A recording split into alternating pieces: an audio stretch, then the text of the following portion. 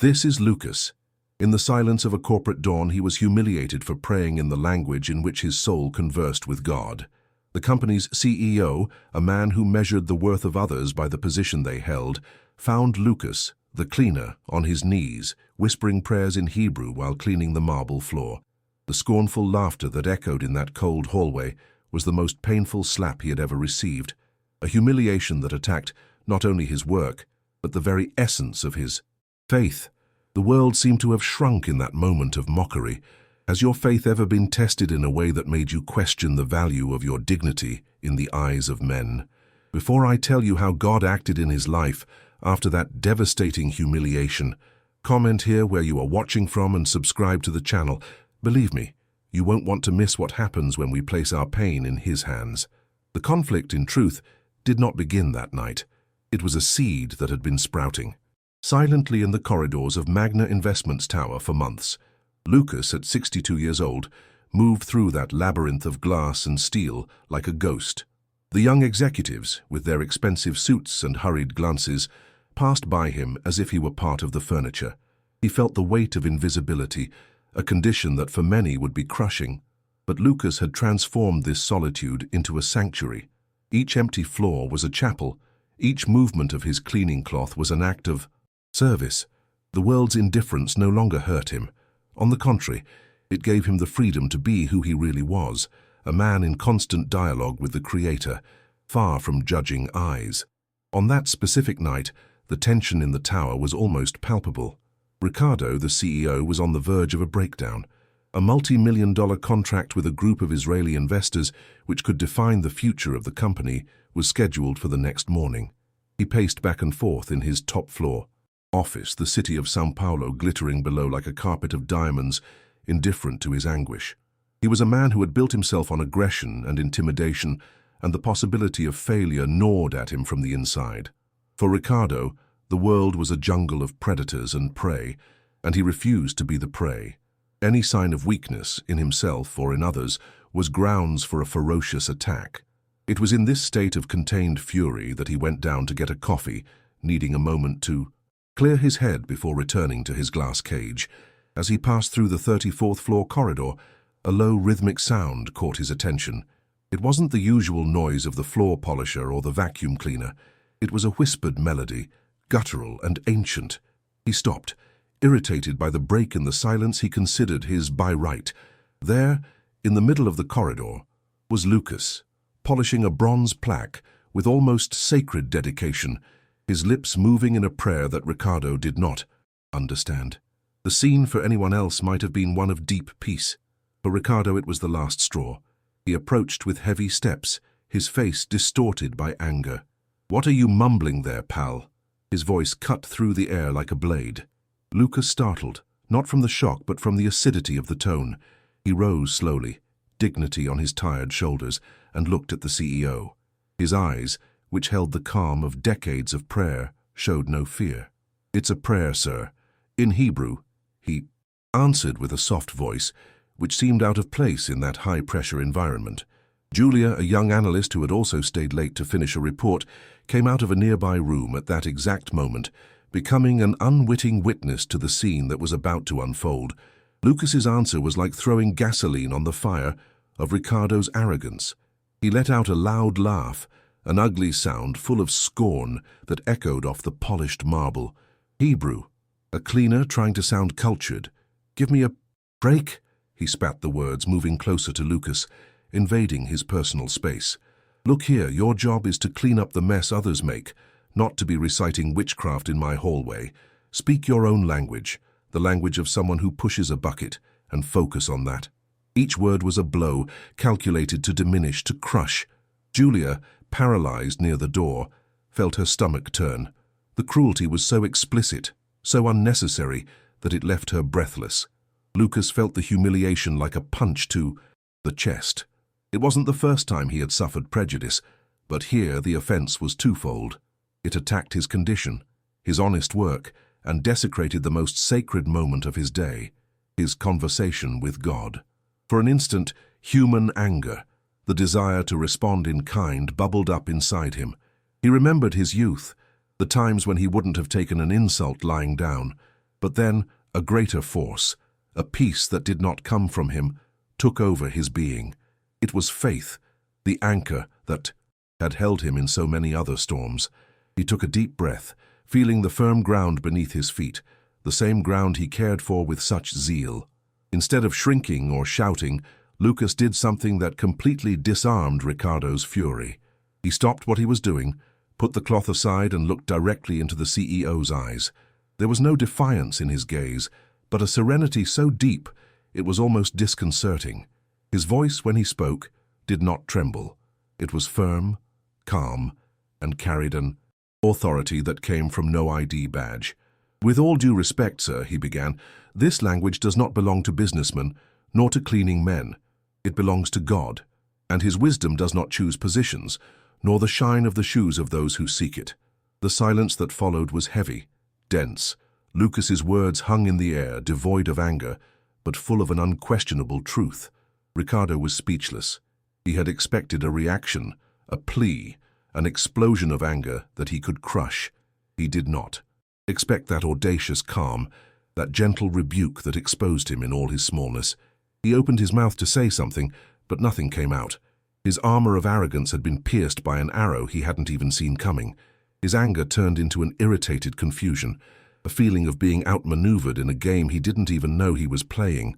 Without waiting for a response, Lucas bent down with the same grace as before, picked up his flannel cloth, and went back to polishing the bronze. Clack! The soft sound of the fabric against the metal was the only noise in the corridor. He did not turn his back rudely.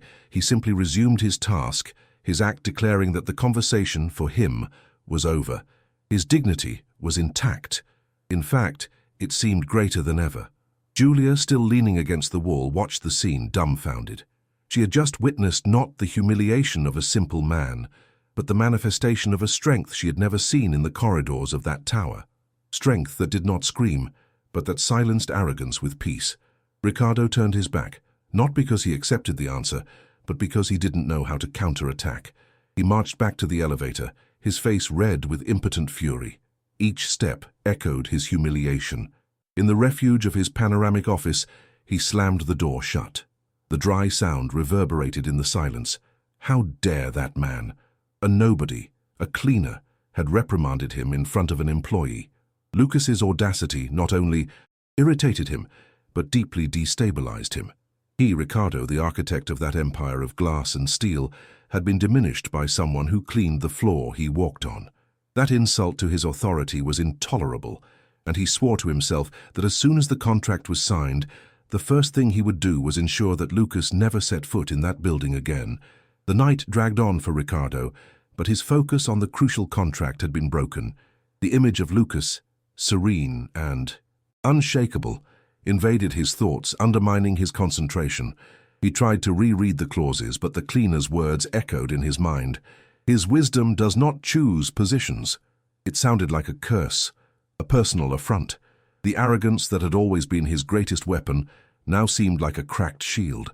He felt exposed, vulnerable, and he hated that feeling more than anything. The anger he felt towards Lucas was, in fact, anger at himself for having allowed an insignificant man to make him feel so small. This internal turmoil was a terrible omen for the negotiation that would define his legacy. Meanwhile, Julia returned to her desk, but the work seemed trivial. The projection spreadsheet on her screen lost all meaning. The scene she had witnessed replayed in her mind like a movie. She had always seen Ricardo as the personification of power, his commanding voice, his intimidating posture, the way everyone cowered as he passed. But for the first time, she saw weakness in his brutality. And in Lucas, the man she barely noticed, she saw a strength that didn't need to shout to assert itself. It was the strength of conviction, of inner peace. His dignity was a silent armor, and the image of his calm gaze confronting the CEO's fury was etched in her memory, forever changing her perception of what it meant to be strong. Fear, however, soon settled in Julia's heart. She knew Ricardo's vindictive nature. He wouldn't let it go. A shiver ran down her spine, thinking about what could happen to Lucas and to her. Had Ricardo noticed her presence more pointedly? Would she be seen as an accomplice to that insubordination? The corporate environment at Magna was a minefield, where one wrong step could mean the end of a career. She felt immense admiration for Lucas's act of courage, but she also felt the weight of the culture of fear that prevented her from doing anything. Her complicit silence shamed her, but the fear of retaliation paralyzed her. Lucas, for his part, continued his work. He cleaned the rest of the corridor, emptied the trash cans, and organized his small workstation with the same care as always. On the outside, he was the picture of tranquility. On the inside, however, the wound of humiliation still burned. He was human. Ricardo's words had hurt him, brought up memories of other injustices, other looks of contempt that a black immigrant man collects throughout his life. But as his cloth glided over the cold surfaces, his mind turned to prayer. He did not ask for revenge or punishment for Ricardo. He asked God to calm his own heart, to help him forgive, because he knew that resentment was a poison that would only harm himself. As he stored his materials in the storeroom at the end of his shift, a memory of his late wife, Esther, came to his mind with overwhelming clarity.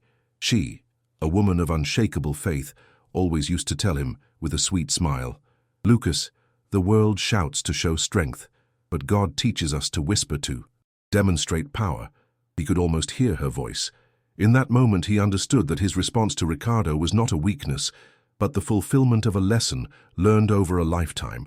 The pain of humiliation began to transform into a serene confirmation of his faith. He was not alone in that hallway. God was with him, and Esther's memory was too. Upon arriving at his simple and cozy apartment in the East Zone, the sun was beginning to light up the sky. The contrast between his home and the glass tower could not have been greater. The tower was cold, impersonal, a monument to material power.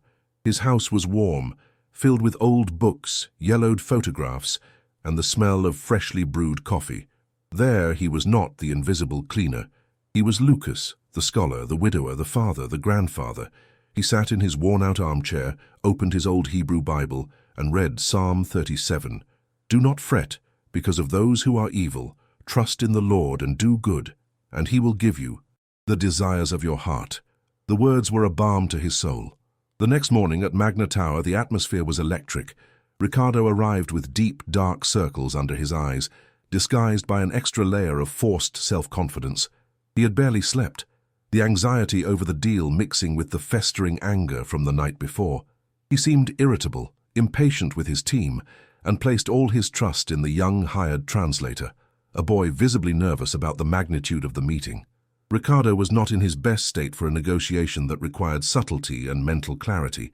His mind was divided, his spirit disturbed. He was about to enter a battle, but his internal weapons were all misaligned. Miles away, Lucas was also starting his day. He woke up before dawn, as he had every day for more than 50 years.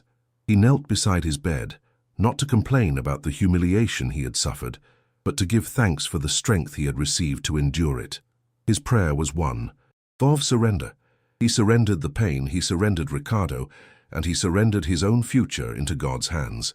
There was a deep peace in his heart, a certainty that no matter what happened, he was exactly where he was supposed to be. He prepared his coffee, ate a piece of bread with butter, and left for another day, not knowing that the God he served in the dead of night was about to honor him in broad daylight. At 9 o'clock sharp, the video conference began. The main boardroom at Magna Investments was immaculate. On one side of the table, Ricardo and his team. On the other, projected onto a giant screen, the serious faces of the Israeli investors, led by a gentleman with a white beard and a penetrating gaze, Mr. Avi Cohen. The initial conversation was formal, with the translator bridging the gap between Portuguese and Hebrew. However, from the beginning, something seemed off. The investors' responses were short, and there was a stiffness in the air that Ricardo couldn't decipher. The tension, which was already high, began to escalate to an almost unbearable level of discomfort. The stage for disaster was set. The breaking point came when the discussion delved into the business philosophy of the Israeli group. Mr. Cohen, with his grave and measured voice, quoted an ancient proverb from the Talmud, explaining that this principle was the basis of all their partnerships. The phrase, in archaic and poetic Hebrew, was the foundation of their proposal. He expected Ricardo and his team to understand the depth of that value, but the young translator, accustomed to modern commercial Hebrew, hesitated. He frowned, asked Mr. Cohen to repeat, and then attempted a literal translation that sounded shallow, almost meaningless. The translation lost all the philosophical nuance, all the weight of trust and honor that the proverb carried. On the other side of the screen, Mr. Cohen's expression changed. The patience in his eyes gave way to visible disappointment. He shook his head subtly, a gesture that Ricardo, even without understanding the language, perceived as a very bad sign. Communication had stalled.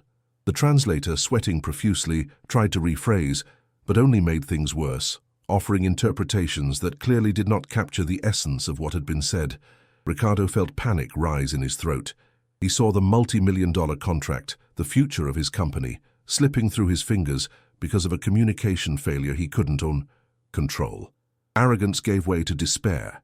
He interrupted the translator, gesturing nervously, trying to salvage the situation with a forced charisma that convinced no one. Julia, who was participating in the meeting in a secondary role, just to take notes, watched everything with a racing heart. Disaster was imminent. The investors' confidence was clearly shaken, and it was at that exact moment, at the peak of the tension, that the memory of the previous night hit her like a lightning bolt. The image of Lucas, his calm, his firm response, and especially his words, "It's a prayer, sir," in Hebrew. An absurd, daring, and perhaps suicidal idea for her career began to form in her mind. What if that humiliated cleaner was the only person in that entire building of glass and steel who could save the situation? Fear paralyzed her for a second, but the image of the impending collapse spurred her on. Making a decision that would change everything, Julia raised her hand. All eyes turned to her, including Ricardo's, furious at the interruption. "Mr. Ricardo," she said, her voice trembling slightly but firm. "Excuse me, I think I know who can help us with this." Ricardo shot her a glare, about to tell her to shut up. "Help with what, miss?" "With your dismissal," he hissed, low enough for only those in the room to hear. But Julia did not back down. "With the translation, sir, with the meaning. I know someone who speaks Hebrew. A deep Hebrew, I think." The room fell into absolute silence. The suggestion was so unexpected that it completely broke the meeting's protocol. Desperate and with no other options, Ricardo hesitated. The idea of trusting a suggestion from a junior analyst was ridiculous, but the alternative was to watch his empire crumble before his eyes. "Who?" he asked, contempt evident in his voice. "Where is this person?" Julia swallowed hard. "He works here, sir. It's Lucas from the cleaning team." If a lightning bolt had struck the middle of the boardroom, the shock would not have been greater. Ricardo's face went through a succession of emotions: disbelief, anger, and finally, a glimpse of total humiliation. Bringing in the man he had scorned the night before to save his most important negotiation was a cruel irony, a slap in the face from fate. Time seemed to have stopped. The investors on the screen watched, curious about the silent commotion happening in the room. For Ricardo, every second was torture. His mind screamed for him to reject the idea, to keep his pride intact. But Mr. Cohen's cold, distant gaze brought him back to reality. He had nothing to lose. The deal was already practically dead. With an almost imperceptible nod, a gesture of complete surrender, he agreed. "Go. Bring him. Now," he ordered Julia, his voice hoarse like someone who had just swallowed their own pride. Julia ran out of the room, her heart beating uncontrollably, not knowing if she was saving the company or digging her own grave. She found Lucas in the basement, organizing cleaning products on a shelf. He was in his blue uniform, the same serene expression on his face. When Julia, breathless, explained the situation, he listened to her attentively, without showing surprise or alarm. There was a calmness in his eyes, as if he somehow had already been expecting this call. He did not hesitate. He just wiped his hands on a cloth, adjusted his uniform, and followed her in silence through the corridors and elevators he knew so well, but which were now taking him to a completely different destination. With every step, the atmosphere changed. He was no longer the invisible cleaner, but a central figure in a high-stakes corporate drama. When Lucas entered the boardroom, the contrast was shocking. His simple work uniform amidst the expensive suits and luxury furniture. The room fell into a deathly silence. Ricardo couldn't look at him. He kept his eyes fixed on the table, his face a mask of humiliation. Mr. Cohen, on the screen, observed the man who had just entered with genuine curiosity, without any trace of judgment. He saw an older, dark-skinned man, with hands calloused from work, but with a posture of dignity that filled the room. Julia, standing next to Lucas, gestured for him to approach the microphone. Mr. Cohen, noticing the change in dynamics, decided to test the newcomer. He repeated the Talmudic proverb, this time looking directly at the camera as if speaking only to Lucas. The entire room held its breath. The young translator shrank in his chair, seeming even smaller. Lucas closed his eyes for a moment, just listening. The words in ancient Hebrew flowed through the sound system, words that were like music to his ears, a language he not only spoke but felt in his soul, a language that had been his refuge and his study for a lifetime. Upon hearing the passage, Lucas's eyes lit up. A slight smile formed on his lips. He not only understood the words, but he felt their weight, their history, their profound wisdom. He leaned into the microphone and, in a clear and calm voice that contrasted with the tension in the room, began to speak. He didn't just translate. He began to explain the origin of the proverb, its context in the Talmudic tractate from which it was taken, and the philosophical implications behind it. He spoke about how the proverb was not just about business, but about building mutual trust, where the honor of one partner is a direct reflection of the honor of the other. Lucas's voice filled the room. It was not the voice of a cleaner, but that of a scholar. He discoursed on how the text spoke of a partnership of the soul, a concept where material success is merely a consequence of a spiritual and ethical alignment. As he spoke, his posture changed. The servant's humility gave way to the authority of an erudite. He gestured gently, his eyes shining with the passion of one who deeply loves what he knows. The team from Magna Investments looked at him as if they were seeing him for the first time. The man they ignored every day was, in fact, an intellectual giant hidden in plain sight. Ricardo slowly raised his head. The shock on his face was total. He wasn't listening to a simple translation. He was receiving a masterclass on theology, philosophy, and business ethics from a man he had ridiculed for whispering in that very language. Every word from Lucas was like a mirror, reflecting his own ignorance and arrogance. The humiliation he felt now was not day of defeat, but of revelation. He had not just despised a cleaner, but a source of wisdom that could have been his greatest asset. The perception of his own smallness hit him with the force of a punch. On the screen, Mr. Avi Cohen's reaction was one of pure intellectual and spiritual ecstasy. He leaned forward, his eyes fixed on Lucas, absorbing every word. He began to interact directly with Lucas, in Hebrew, asking complex questions about other passages, testing the depth of his knowledge. And Lucas answered everything with a fluency and a depth that left everyone in the room, including Mr. Cohen himself, amazed. The negotiation had transformed into an academic and spiritual dialogue between two men who recognized each other as equals, separated by oceans but united by an ancestral wisdom. At one point in the conversation, Lucas, to illustrate a point about integrity, glanced briefly at Ricardo before turning back to the camera. "As our sages say," he explained in Portuguese for the benefit of everyone in the room, "a man's true wealth is not in what he accumulates for himself, but in the honor with which he treats the least of God's servants." The sentence fell like a stone in the silence of the room. It was not an accusation, but a declaration of a universal principle. For Ricardo, however, it was a sentence. He felt the weight of those words in his soul, their truth exposing the poverty of his own character. After almost 20 minutes of a dialogue that seemed more like a university lecture, Mr. Cohen raised his hand asking for silence. He looked at Ricardo, but it was clear his attention was entirely on Lucas. "Mr. Ricardo," he said, and the now obsolete translator merely relayed the words, "we travel the world looking for partners. And we don't just look for numbers, we look for character, we look for wisdom." He paused, then looked directly at Lucas's image on the screen. "This man," he said, pointing to Lucas, "this man is the kind of wisdom and honor I want to do business with. A man who understands that a contract is more than paper, it is a pact of trust." The decision was made. Mr. Cohen continued, "We will close the deal, but I have one condition." Ricardo, who could hardly believe what he was hearing, nodded quickly. "Anything," he murmured. "I want Mr. Lucas."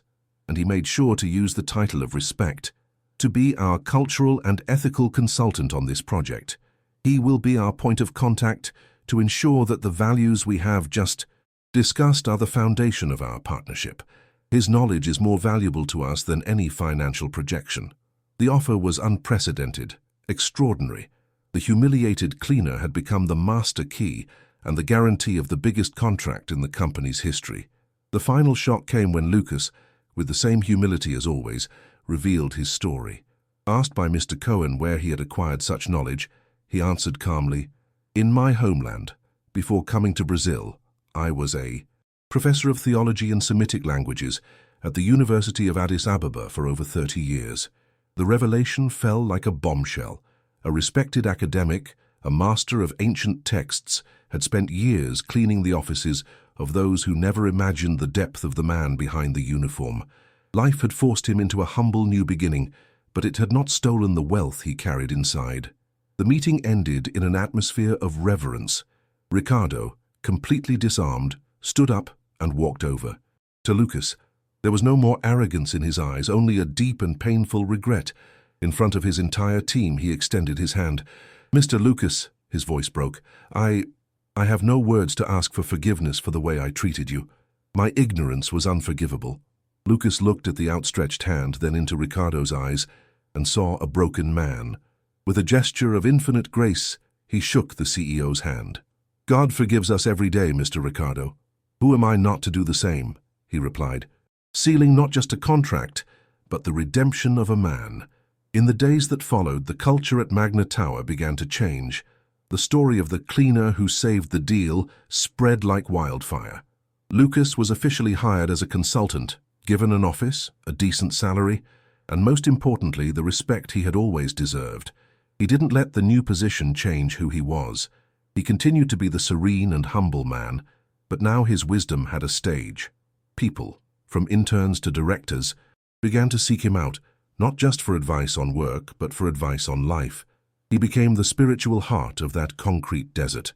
Ricardo was never the same again. The experience broke him and rebuilt him. He began to treat every employee, from the highest to the lowest rank, with a respect no one had ever seen in him. He learned the hard way that a person's value is not in the position they hold, but in the light they carry. The tower of glass and steel, once a symbol of cold, impersonal power, began to gain a little soul. The transformation was slow but real. The lesson of that day became a legend in the company, a constant reminder that true strength often hides in the humblest of places. Julia, for her part, was promoted. Her courage in a moment of crisis was recognized, but her greatest reward was the lesson she learned. She understood that silence in the face of injustice is a form of complicity, and that an act of faith, however small, can move mountains. She became one of Lucas's greatest allies in the company, helping to implement programs that valued diversity and human respect, inspired by the silent strength she had witnessed in that dark corridor. Lucas, in his new role, never forgot where he came from. Often, at the end of the day, he would still walk the empty corridors, not with a cleaning cart, but with a heart full of gratitude. He would look at the gleaming marble floor and remember the night he was humiliated for his faith, and he would smile. He smiled because he knew that, even at his lowest point, God was preparing his exaltation. The prayer he whispered on that floor was not just heard, it was answered in a way no one could have imagined. Years later, when they told the story at Magna Investments, no one talked about the millions of dollars of the contract. They talked about the day a cleaner taught a CEO the true meaning of wealth. They talked about how faith, which the world so often calls foolishness, is, in fact, the secret language with which God writes the greatest and most unlikely twists of life. Lucas's story became a living testimony, proof that divine justice may not come at the speed we desire, but it always arrives at the right time. In that glass tower, where success was once measured only in graphs and spreadsheets, everyone learned an indelible lesson. They learned that a man's worth is not in the shine of his ID badge or the luxury of his office, but in the light of his soul. Lucas's presence transformed that place, proving that a single man armed with dignity and faith can be more powerful than an army of arrogant executives. He showed that, in the end, It is the wisdom of the heart that closes the best deals and builds the most lasting legacies. The turnaround in Lucas's life was not a fairy tale. It was the result of a lifetime of silent faithfulness. His honor was restored publicly, not by chance, but as a natural harvest of the seeds of grace and forgiveness he planted even when trampled upon. God did not avenge him, God honored him. And that honor was the greatest rebuke Ricardo could have received. God's justice was not about punishment, but about restoration and transformation, showing that his way of settling scores is always deeper and more redemptive than ours. If you know someone who needs their faith strengthened, please share this video. Don't forget to subscribe for more stories about how faith in God can move mountains. Thank you for listening.